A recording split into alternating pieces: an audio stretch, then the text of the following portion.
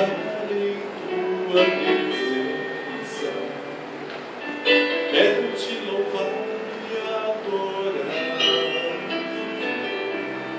Traz-me perto do altar.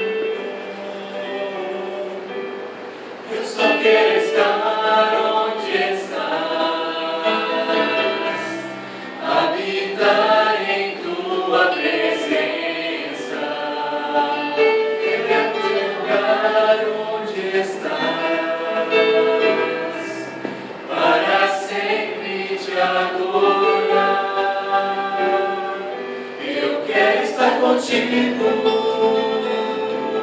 sempre em tua presença, junto à tua mesa, cercado por tua glória,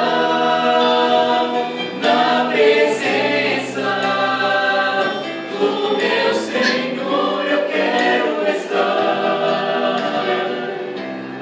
Eu só quero estar, eu contigo quero estar.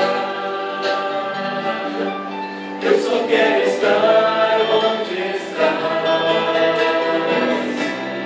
habitar em tua presença. Quero te louvar e adorar. Traz-me perto do altar. Oh meu Deus, és minha força e canção.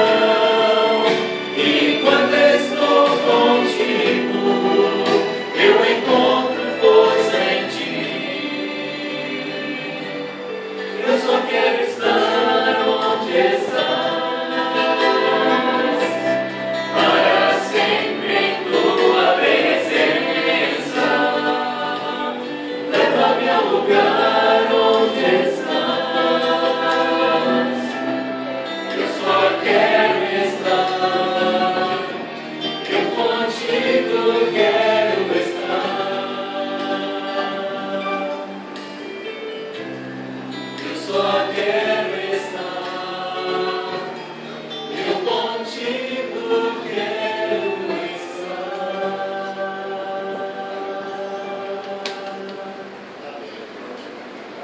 Deus disse que faria a justiça e o louvor brotarem por toda a terra.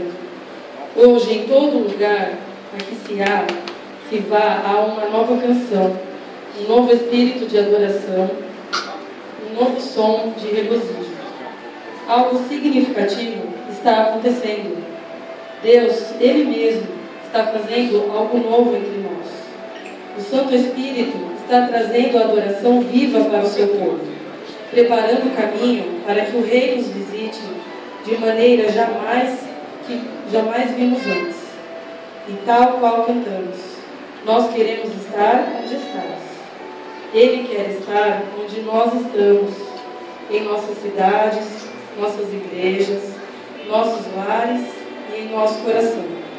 Eu realmente creio que Deus preparou a reunião desta noite porque Ele quer demonstrar sua graça e glória.